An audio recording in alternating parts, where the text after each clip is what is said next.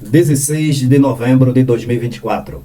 Eu queria marcar com você o compromisso, meu irmão, minha irmã, de todos os dias, agora, marcarmos um encontro aqui, eu desse lado aqui e você desse lado aí, para meditarmos na palavra de Deus. Então, vamos agora fazer o início dessa meditação com uma oração pela nossa querida irmã Aurenise Trajano. No momento, quero convidar a todos para adentrarmos na sala do trono. Vamos conversar com o Rei dos Reis e o Senhor dos Senhores. Aleluia! Oremos então.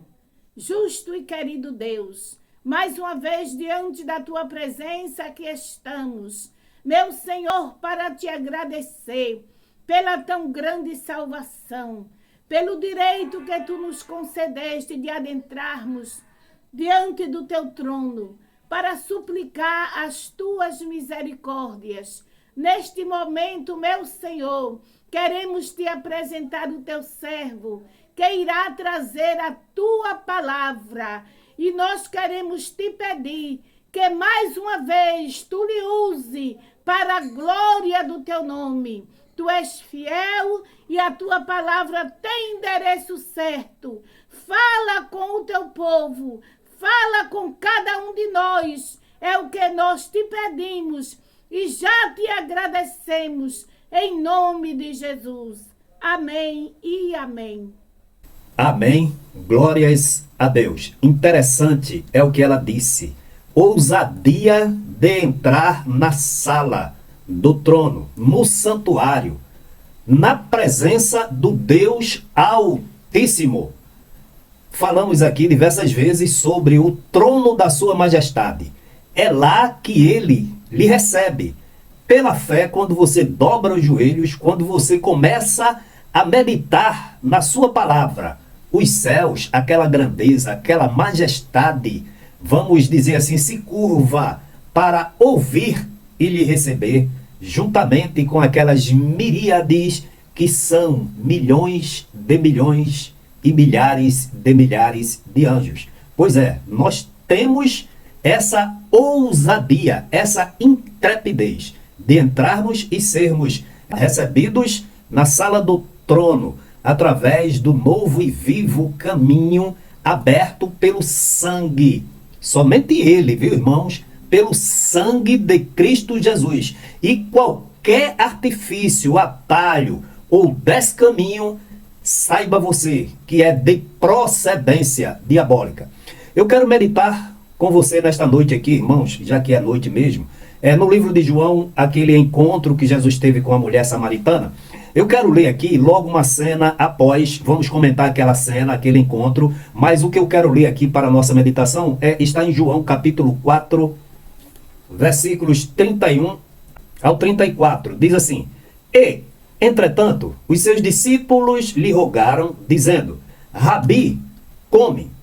Porém, ele lhes disse: Uma comida tenho para comer que vós não conheceis. Então, os discípulos diziam uns aos outros: Trouxe-lhe, porventura, alguém de comer?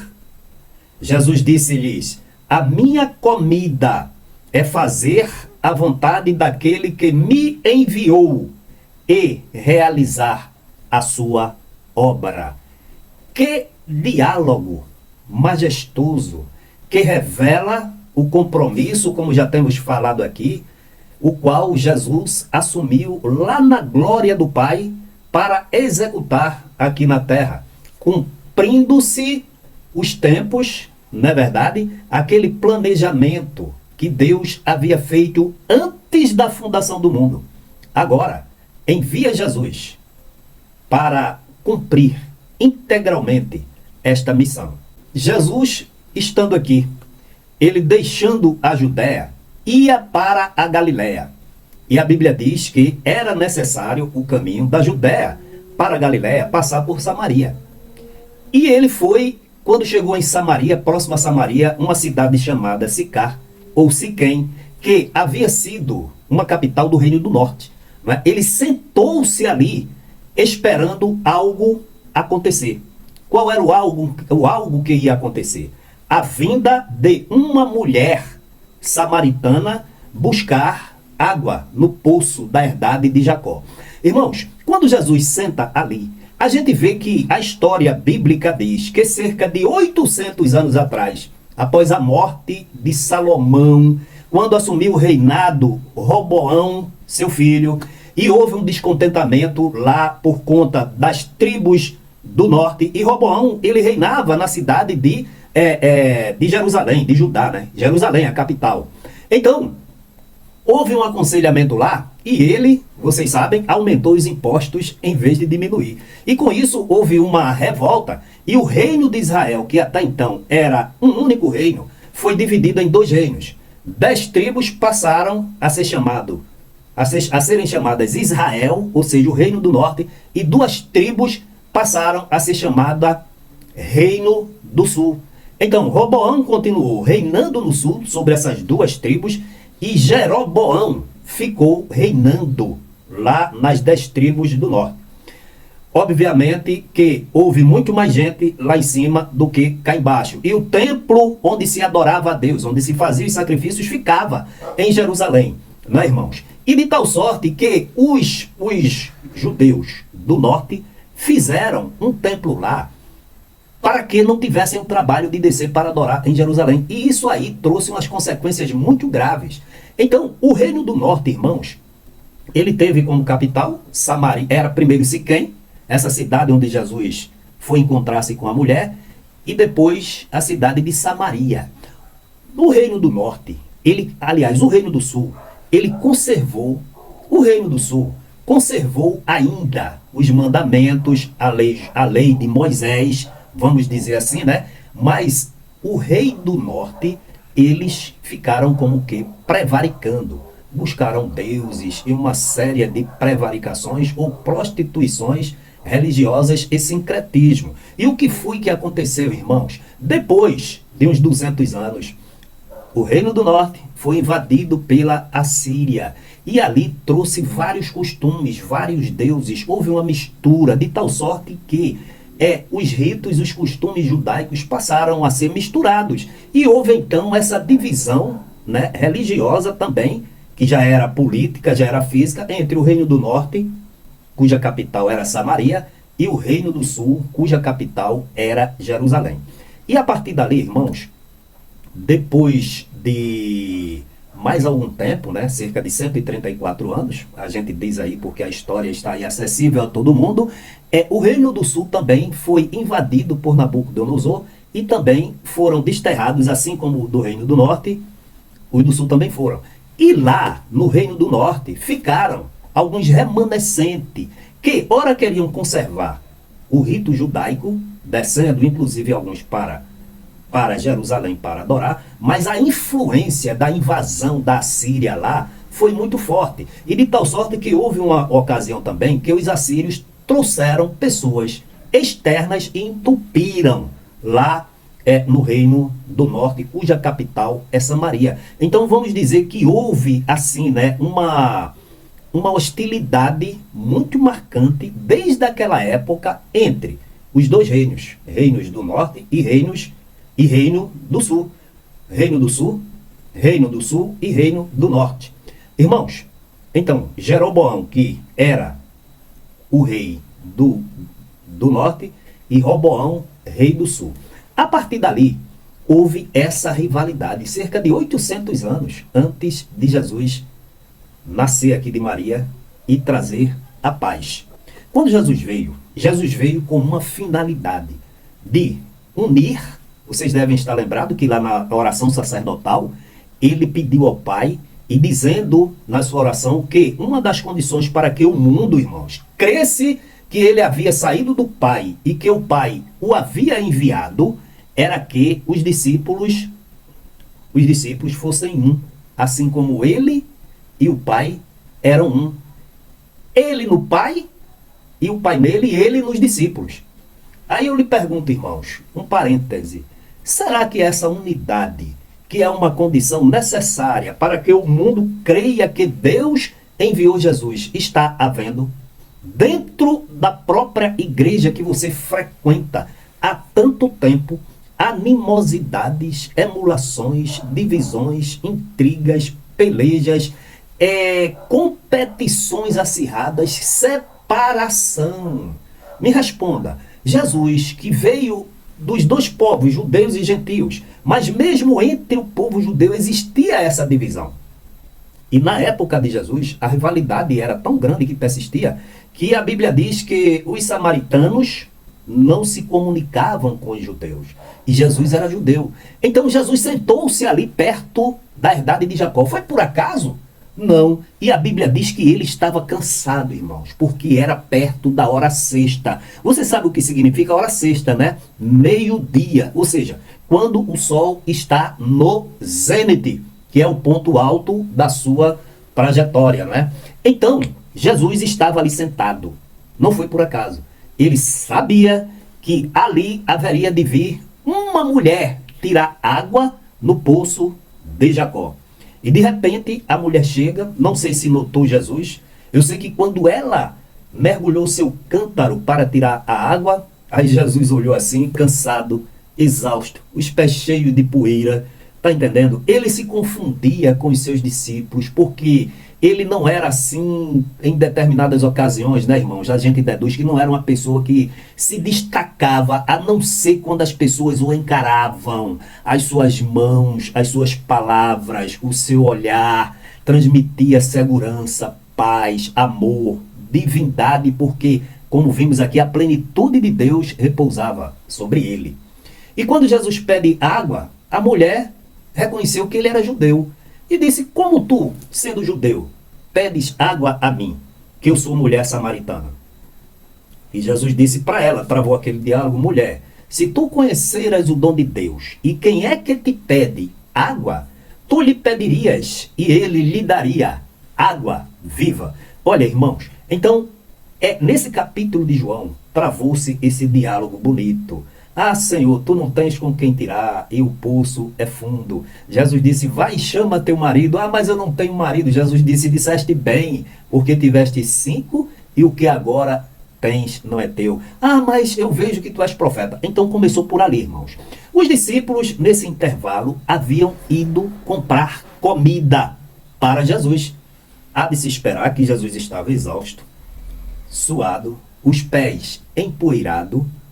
Meio-dia, estava com fome, mas a sua comida principal os discípulos não conheciam. Então, quando os discípulos chegaram, primeiro se maravilharam, porque ele estava falando com uma mulher, não era costume, e por cima ainda uma mulher samaritana. Então ficaram de longe, não falaram nada. Quando Jesus terminou o diálogo com a mulher, apareceram os discípulos e disseram: Rabi, come. Aí foi que ele disse: uma comida tenho para comer, que vós não conheceis. E os discípulos diziam uns aos outros: trouxe-lhe porventura alguém de comer? Ele lhe disse: a minha comida é fazer a vontade daquele que me enviou e realizar a sua obra.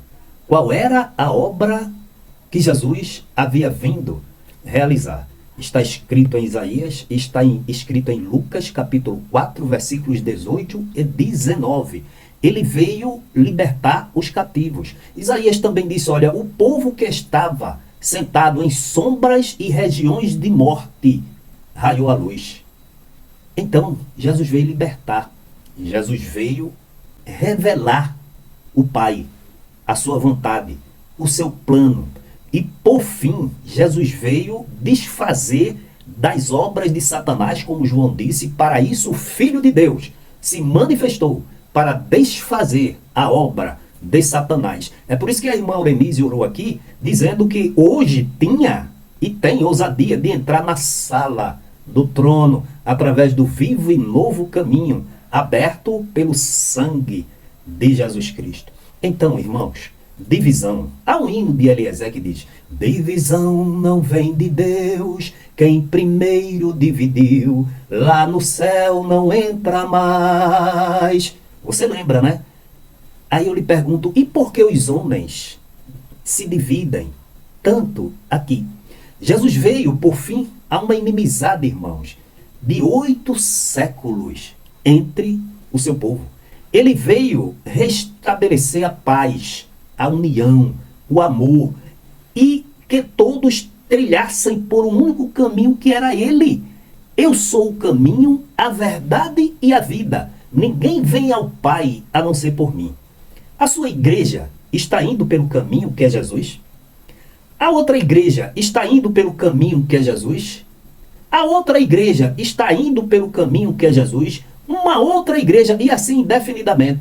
E por que não se unificam na unidade que Jesus falou? E por que, até como os samaritanos e os judeus antigamente, existe essa rivalidade e não se comunicam? Quando na sua igreja, mesmo aqui na IEADPE, quando um membro visita outra igreja, é punido, é afastado. Irmãos, que caminho é esse que a gestão está conduzindo este povo? Pela Bíblia, não é o caminho de Jesus. E se não for o caminho de Jesus, é o caminho da perdição. Não existe meio termo. A Bíblia diz, sede a vossa palavra, sim, sim, não, não. O compromisso com a união da igreja, o compromisso com a unificação da igreja, o compromisso com o trilhar pelo caminho que é ele, é tão sublime, irmãos, que ele deixou essa marca registrada aqui da unificação, da união, para que todos, judeus e samaritanos, que há 8 séculos estavam divididos, brigados, separados, ele veio unificar. Irmãos, e Jesus não deu só esse exemplo. Você lembra-se da parábola do bom samaritano? Você lembra? Um sacerdote e o samaritano. O samaritano fez uma obra digna de quem se arrependeu, de quem recebeu Jesus. Ele hospedou, ele se solidarizou, enquanto o sacerdote, olha só, o sacerdote, aquele que estava na condição de interceder, de juntar, de ensinar, passou de largo e não cumpriu o caminho. E os preceitos do próximo, né, da Bíblia, do mandamento, amarás ao teu próximo como a ti mesmo. Enquanto aquele que era tido por desobediente, assim, por impuro, que era o samaritano, acolheu e cumpriu as ordenanças divinas. Que exemplo bonito. Mas não fica só por aí, irmãos. Atos, capítulo 1, versículo 8, quando Jesus ressuscitou, olha o seu compromisso, olha a sua determinação com a unificação, não somente com a unificação, mas com a unidade da igreja. Ele disse, mas recebereis a virtude do Espírito Santo que há de vir sobre vós, e ser-me-eis testemunhas, tanto em Jerusalém, que era a capital do Reino do Sul, na época, né, dos reis, como em toda a Judéia, e Samaria, capital do Reino do Norte, que os samaritanos não se comunicavam com os judeus, porque os judeus tinham os samaritanos como impuro, como prostitutos, porque haviam introduzido deuses estranhos na terra de Israel.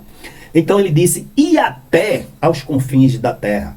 Você não pode, a sua igreja não pode, não deve, se ela pratica essa divisão, se ela mantém acerbada essa rixa, essa intriga, não pode ser de Deus, irmãos. Não pode, porque tem que começar pela sua área geográfica mais próxima, atingindo, é como que seja um passaporte para dali então você ganhar as fronteiras afora. Então, ele veio, deu o exemplo, não quero divisão, eu não quero estigmatismo, eu não quero mistura, mas eu quero que vocês agora se unifiquem em torno do caminho. Eu sou o caminho, a verdade e a vida. Ninguém vem ao Pai senão por mim. Não existe 2 caminhos. Aí a DPE vai por um caminho, a igreja A vai por outro, a igreja B vai por outro. Sabe o que é que acontece, irmãos? Nenhuma vai chegar lá. Mesmo que do outro lado não exista essa diferença. Mas precisam se unificar. Precisam se reorganizar. Precisam derrubar as barreiras e unificarem-se em Jesus. Até porque, irmãos, lá no céu não vai haver templo.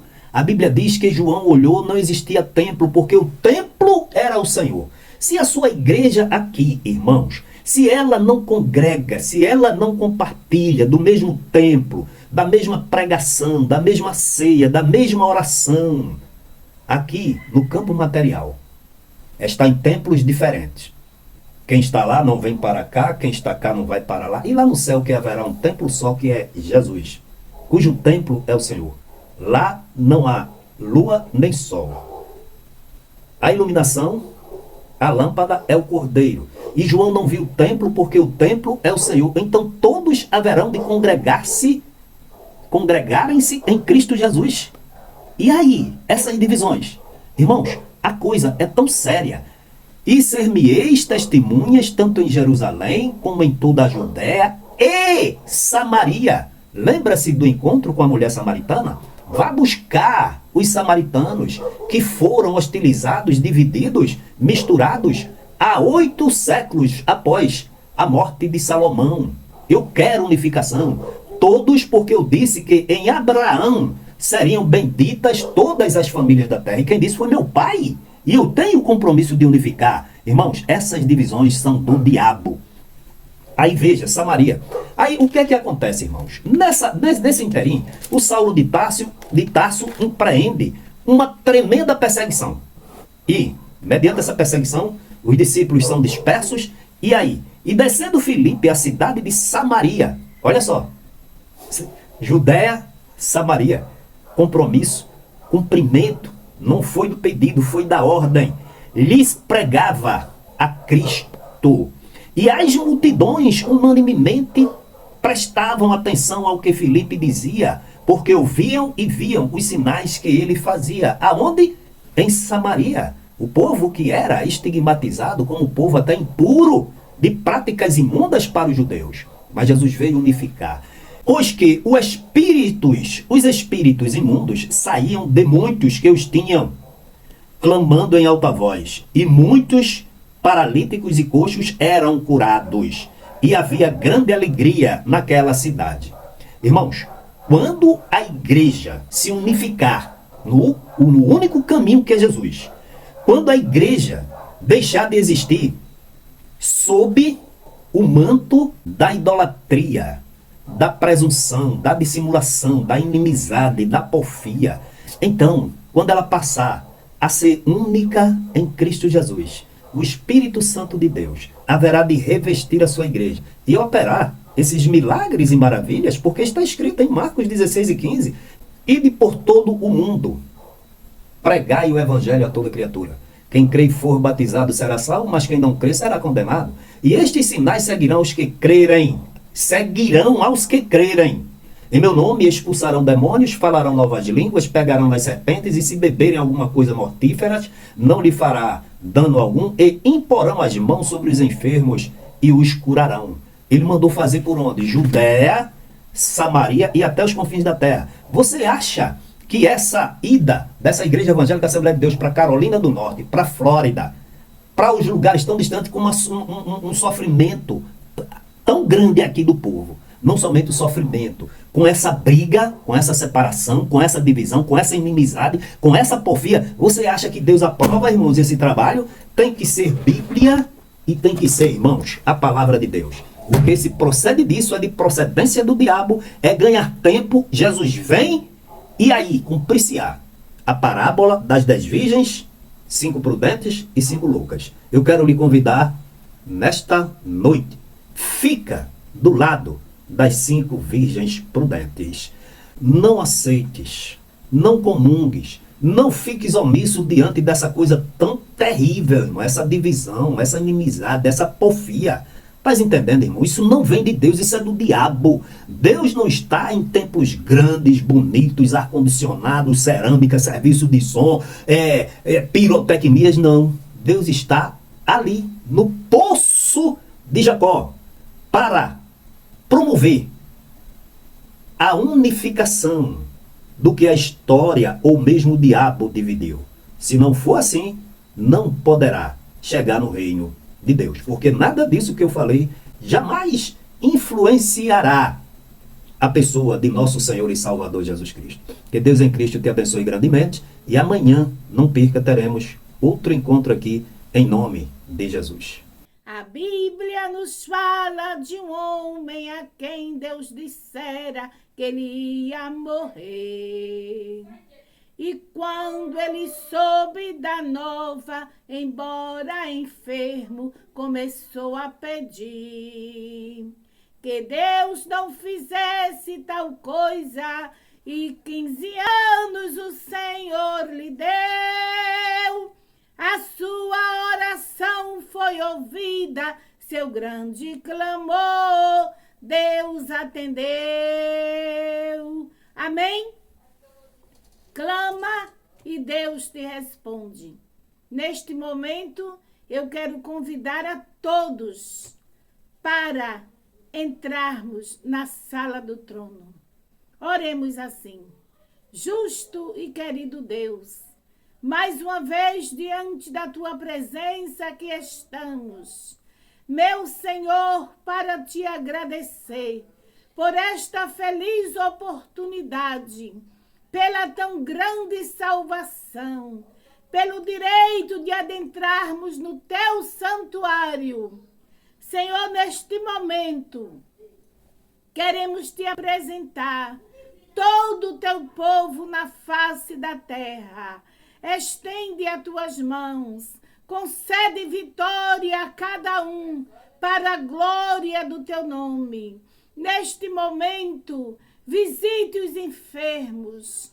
Meu Senhor, tu és o mesmo, tu não mudaste, tu és médico por excelência, o teu poder é o mesmo. Visite, meu Senhor, nesta noite, a cada lar, visite os hospitais, visite as emergências, os blocos cirúrgicos. Ah, meu Senhor, estende as tuas mãos e opera um milagre. Veja quantas vidas que estão clamando por um socorro, e tu és socorro pronto. Vai ao encontro dessas vidas. Socorre, meu Senhor. Repreenda toda e qualquer enfermidade e dê vitória a cada um dos teus filhos. É o que nós te pedimos e já te agradecemos. Em nome de Jesus. Amém.